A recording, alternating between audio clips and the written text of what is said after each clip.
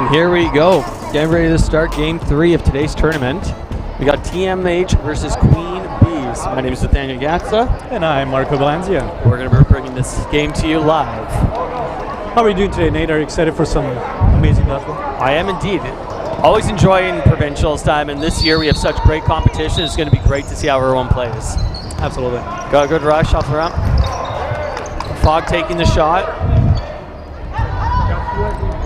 So TMH we saw earlier take 9-0 round, racking up those points because it will matter in the end. You have some strong competition between all the teams here, really. Actually, yes, and the game that we just saw previous, this Chaos and Knockout, was a nail biter. Absolutely. Both sides were doing extremely well and ended up being a 3-3 tie, as it should have been. Oh, a little tip there. Oh, so Carly Fish out there, same with Emily, who commented it last week. She got a lot of praise. She did an excellent job, so big shout out to her. Yep. Who knows, she might be on later as a special guest. Oh, got a bounce catch on par there. Ewell making the catch. Oh. Got Mackenzie. We're getting our view blocked by some of these Queen Bees players. Double shots there. Queen Bees has 4 balls now. Oh. So TMH looking strong with looks like all 6 of their players still. Oh, Fog making the connection. Down to 6-1 here. Yeah, that catch brought McLaren back in. So one thing you'll see TMH do really well, and I was talking to Stacy previously, it's not just their guards, it's anybody with the ball going up to put that pressure on, providing those fakes, and providing all their backline players available to catch, just like Julie McLaren just did. Well, exactly, and making sure that your fakes are believable. Making sure that you're getting that full throw in, so because you want to make them pause. If you made this person pause and stop what they're doing for even half a second, you've done your job properly. Exactly, and big key thing to that is fake how you're going to throw. For example, myself, I throw sidearm just because of a long-term injury from behind, but when I used to fake, I always used to do the overhand throw, right? And people would know when I'm not going to throw because I don't throw like that. So somebody brought that up to him, like, you know what, that's a very good point. Yep, you got to make sure that it looks exactly like your throw. Exactly.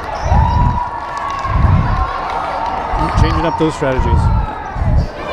Adapting is one of the key components in dodgeball. You got to make sure you have your strategy, but at the same time, if it's not working, you got to be able to change it up. Exactly. Oh, Fog making the connection. So one thing you can see there, how TMH is playing too, is playing in between open gaps. A lot of teams will tend to stack if they don't have a ball behind, but you got to move yourself. You got to be open. You know, fill those gaps, get ready for a catch, or even play kind of like a shadow technique. Yeah, and that's what they call them, is if you don't have a ball and you're near the back of the line, kind of like what McLaren and Sarah Blelick are right now, we call them shadow catchers, whereas they're not up at the front line because they don't have the ball, but if there's a ricochet or whatever, they are ready at the back line to make that catch. Exactly. And that's, you know, between our top teams and when we have charity tournaments like the Go, where we have, you know, a mixture of Team USA and Team Canada come up, those make a difference. Absolutely. We're just going through some audio adjustment here. You don't have to tell everybody. Oh, absolutely. I love to give credit to our studio team and also make sure when they make mistakes. Oh, fair. Sanders here by herself against 3 TMH. Coming up with a shot. Excellent shot by Sander. So Miranda Fogg here looking to play a higher line. Oh, nice skin there. Good honesty by Sander and a great shot by Saracen there. So we got a shout out to Matthew Williams, great upcoming dodgeball player. Oop. Matthew Williams from Malfa. Twitch chat, it's where it's at. If you got a question, you let us know. We will be happy to answer it to the best of our ability. So all these teams playing today, there will be, I believe women's do get 2 teams that will be going to nationals from Team Manitoba. Is it 2 or 3? 2. 2, it is 2. So the winner will obviously be Team A with, there could be minor changes in terms of pickups, who can make it, so on and so forth. And then the rest will be decided on by a selection committee, which is handled by quite a few folks you see running around with the dodgeball, with the clipboard. Wow. Yeah. I'm so into dodgeball, everything is dodgeball right now. 7 people right now in Cellcom. Excellent count. Oh. And that's why shadow catchers need to be aware of when there's rebounds for that very situation right there. But it was an excellent counter from Clark, but at the same time, she also got countered. You have TMH here Very with the important to yell up. Very important to yell up. Yeah. Can you like move the mic down just so I just spit it like down? Like there? Not good? Good. All right, so we got TMH here who has the advantage with 4 players. Queen Bees has 2 left, but they have 4 balls. Oh, I think they have 5 actually. Saracen playing aggressive on the middle, which is what she see just like that, where she's playing aggressive with the money ball is what we call it. Exactly. You want to bait that ball in, Bait right? it. Now they have 3 and they're ready to press their attack. Exactly. Ooh, aggressive Solid play. block. Unfortunately, the ball does come back to Queen Bee's side, so TMH won at ball advantage, but the way they've been playing, it doesn't look like they'll need it. Good balls. Be interesting to see what happens here. Aaron taking the shot. Counter by Beanham. So one key thing, you might not be able to see it on stream much, but when you're in the game, always pay attention to where your opponent is looking before they throw. Absolutely. You gotta study them, right? You study player per player, see if they're gonna throw right, left, do they do a fake? Because generally people will be a lot more consistent than, you know. It's something you'll see a lot of players do is they run up to the line, they do a full fake to see where their opponent's going to dodge and then throw. Exactly. Leading them.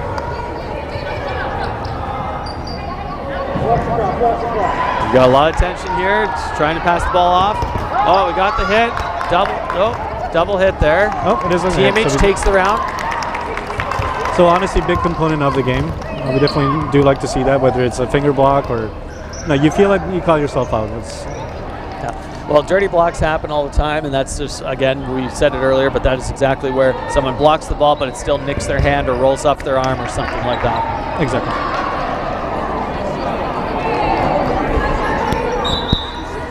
Good.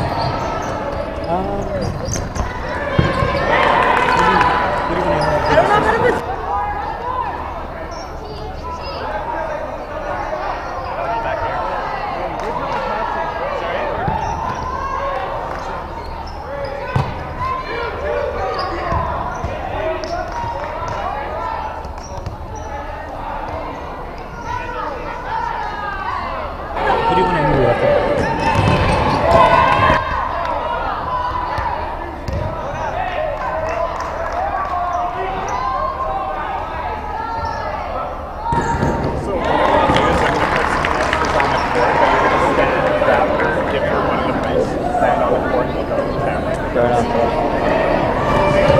Alrighty, so lining up for round 4. I believe it's 3-0 at the moment for 3-0 TMH. for TMH. 12 minutes remaining. Then we have Coach Denham there setting the balls for Queen Bees.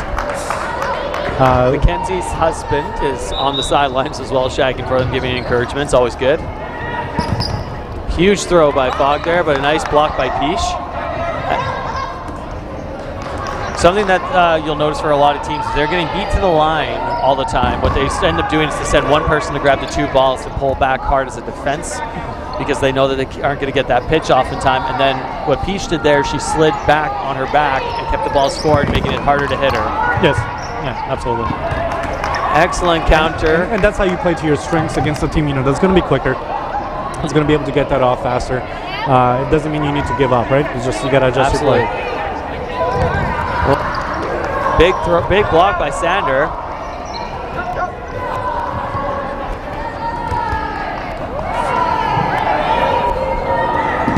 Whoa, excellent throws there. Solid catch. Yeah, very good catch there. Fogg taking the huge block there as well to the half of Julie or McLaren's back. TMH getting ready for the attack. Hits there. Oh. Piche and Debates take each other out on the side here. But that was a good move on TMH's case because now they don't have to worry about it, and they clips the hair of Mackenzie to finish up the round. So one fortunate advantage I have, my hair is generally very short. I do see a lot of people tie their hair in such a unique way. For example, those familiar with like Neil Sellens? Oh, yeah. he has a very interesting hairstyle, and unfortunately sometimes it does get in the way. Well, and in some cases, like Treebeard, where he has to tie his beard as well as his hair. So it doesn't sway enough. Well, an excellent throw by Sander. Take out Saracen right off the beginning. TMH getting ready on the move here. Oh, excellent counter. Oh, and then the catch from Aaron. So there's a bit of confusion by Roddle and Aaron. She might have thought she might have gotten hit before, but looks like it's clean catch. So. Oh, the bounce hit. And then Latour taking the counter and taking that out, lowering it down to just Sander. So just make sure if there's anybody in your house right now not watching Dodgeball that they tune into Dodgeball Canada and watch with you. It's kind of like block. family movie night. Yeah. Make yourself some popcorn, order some Subway or something. It doesn't matter. Always enjoy the excitement. We have Olive Garden coming in for the volunteers, Cellcom team and everything coming in later on. Yeah. It'll be nice to have. Exactly. Ooh. Yes, question is, has Emily played yet? She is playing on Queen Bee's. Emily Clark is playing as we speak. Yes, yeah. She's number 33 on Queen Bees. If you're watching the stream right now, she's number one in your hearts. Yeah. Sorry, I always wanted to say that. 33 on the team, number 1 in your hearts. So 6-0 right now for TMH. Racking up some quick points. Oh, nice trade there. So solid trade there, taking out Taylor UL.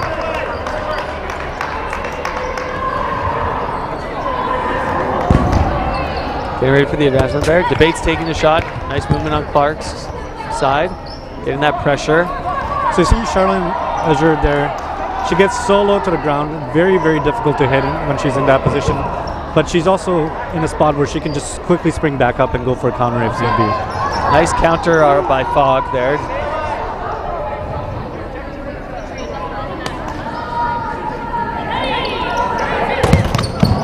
Oh, got a double hit here. Mackenzie and Clark. Last one standing. Just about 7 minutes and 45 seconds to go in this match. Another counter by Blelik. Oh, and another counter by Mackenzie. Oh, big slide. Just playing close to that line. Just got to watch that line. Yes, very, very close there. Good movement, though, on her part. Absolutely. TMH gathering. So solid block. Mackenzie here is just recovering from an injury that she got at the changing of the seasons tournament, where she twisted her ankle, I believe, and was out for, I think it was 8 weeks. 8 weeks, yeah. Never a fun injury. Not that any injuries are fun, but ankle injuries can happen from time to time. Then you have me complaining of a jammed thumb. Jammed thumbs are the most common injury here in Dodgeball. If you can tape your fingers and play with them, do it. It will help. There we go, we're off the rush. Saracen gets close. Ewell. Ewell with the block.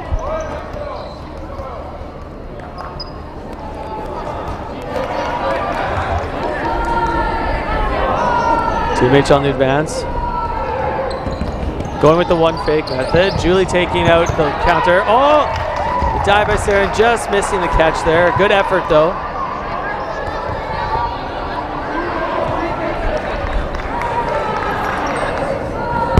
Oh, Yielding, a nice shot. Oh, nice counter by Benham.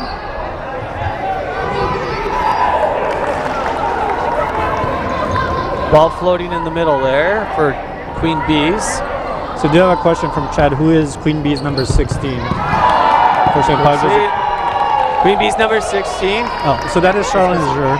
That's Charlene Azure. Yeah. She's came in to play this year. Making a great stride. She's gotten a lot better since she started. Very agile player. And one of their coaches, I believe she's dating Denham. Yes. That's their coach. Who's Queen Bee's coach walking across the court there in the hat. Yep.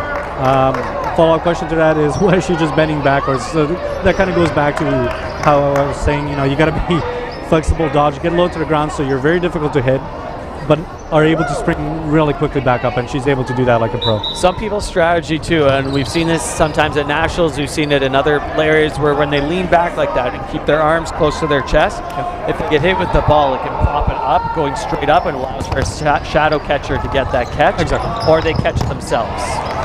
It's almost like a cushion technique. Exactly. Right? Yeah. And when you're angling yourself like that, it's like a springboard, right? So like if it hits you there, it goes straight up. And if you've seen Team Canada women's play at Worlds back in December there, they will all get super low to the ground. That's just something Coach Victor Gravilli enforces upon his players. And it works well for catching. Absolutely. TMH here at the advantage. Oh, just hitting Mackenzie on the back of the hand there. So one thing you'll see a lot of these higher end teams employ is, for those unfamiliar with it, a waterfall technique. Throwing one ball at a player with another one being released shortly after. So if there's a block being made, or it's really just meant to, the first ball is meant to distract your opponent so the other one can make a connection. A slight delay is what you're looking for, and that's just enough to throw them off their guard so that they go for the first one, the second one's coming just enough afterwards that it's hard to go to get the double block on them. Exactly. So we'll be joined by Julie McLaren after this game for our interview. And 3 minutes and 50 seconds left. Julie McLaren was on Team Canada Women's.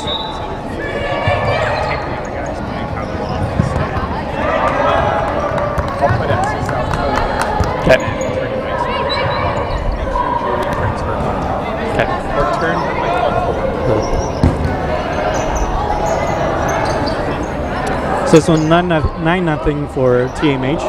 They do still have some more time to rack up more points. Definitely a favorite this tournament. They are indeed. TMH, a lot of these players have been on the team that has won for the last 3 years in a row now. Some of them are newer to the team. However, they still are one of the favorites to win. It's a new team name this year, right? TMH is a new name. Every year they've actually had a different team name. Yeah. At one point, I believe it was Shark Week, 7 Deadly Sins. I believe it was last year, right? Yes. And I cannot recall the other one off the top of my head. Up! Julie McLaren, the big solid one-handed catch there, looking for that rebound. And that's what shadow catchers do, right there. And I believe she just dabbed. Is that allowed? I believe that's a yellow. I'm going to have to check with our referee, Jana Mingo here. No dabbing allowed in this tournament.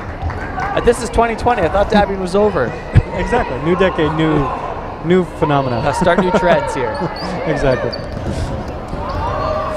Nice movement on Baker's side there.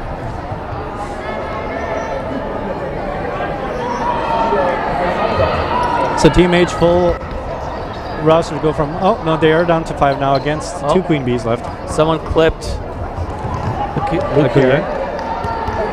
I apologize, folks. Not the best with last pronunciation is not our forte. We apologize. We'll do our best. Oh, nice hit there. Oh, Julie McLaren making the catch.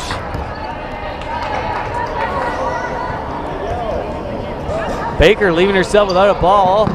Oh, just about making the catch. Very close.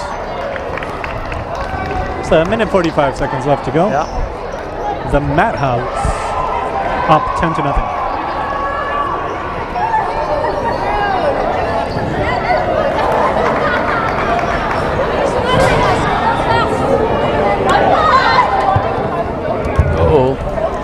It looks like someone bumped the table. We might have some technical difficulties over there. So if you're watching Core 2 right now, it might not be on.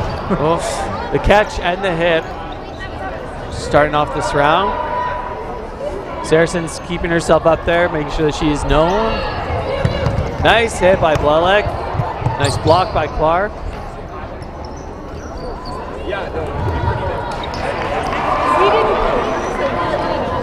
Getting the huddle there. Queen Bee's ready for the advancement. Nice hit on Aaron, and then a catch and a hit by Debates.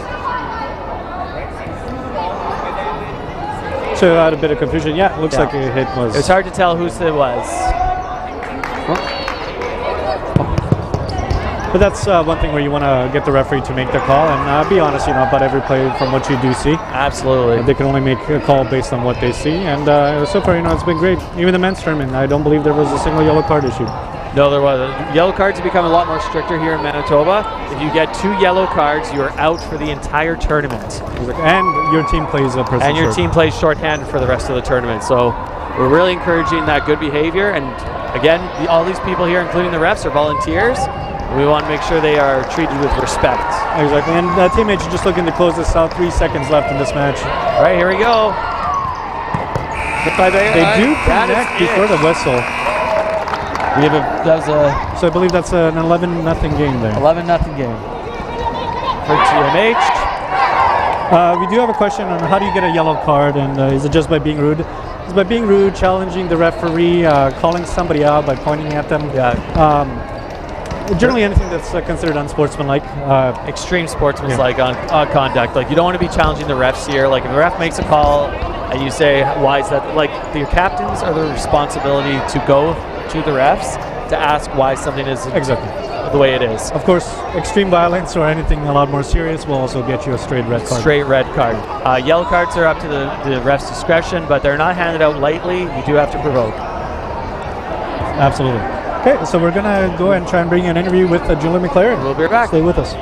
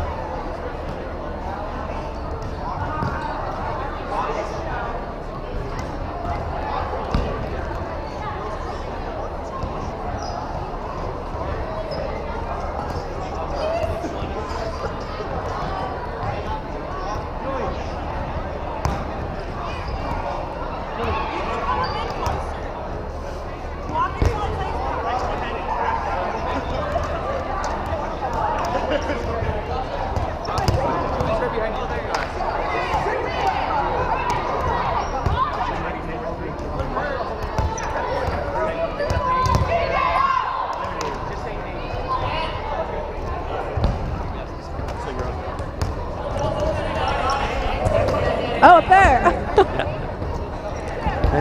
All right, so I'm just here with Julie McLaren. We are going to have a quick interview before the next game. So how did you feel in that last game? I felt great. I mean, I'm so happy to be playing and being here with my team. We've been doing a lot of practicing, so I loved how we played. We did Excellent. a good team here. How do you feel that the prep that you guys have been doing leading up to this is prepped you for the tournament? Like, how much prep have you been doing? Like, did you feel prepared? You guys Yeah. We've been practicing so much, so it definitely feels a lot more comfortable on the court. You've been practicing so much leading up to, so I can really feel the chemistry. I think our practices were really helping pay off. So Excellent. Yeah. What do you think? What are some of the key components that you're going to be looking forward to doing for the rest of the tournament now? Like, what am I looking to do? And your team in general. Oh, that's a good question. I don't just communication. We have communication, level head, like take a deep breath. I think if you want to just don't get in our heads, just be very with the pace. All right, well, congratulations on your last win, and we look forward to seeing you guys playing the rest of the Thank tournament. you so much for having me. Thanks so much. No more interviews.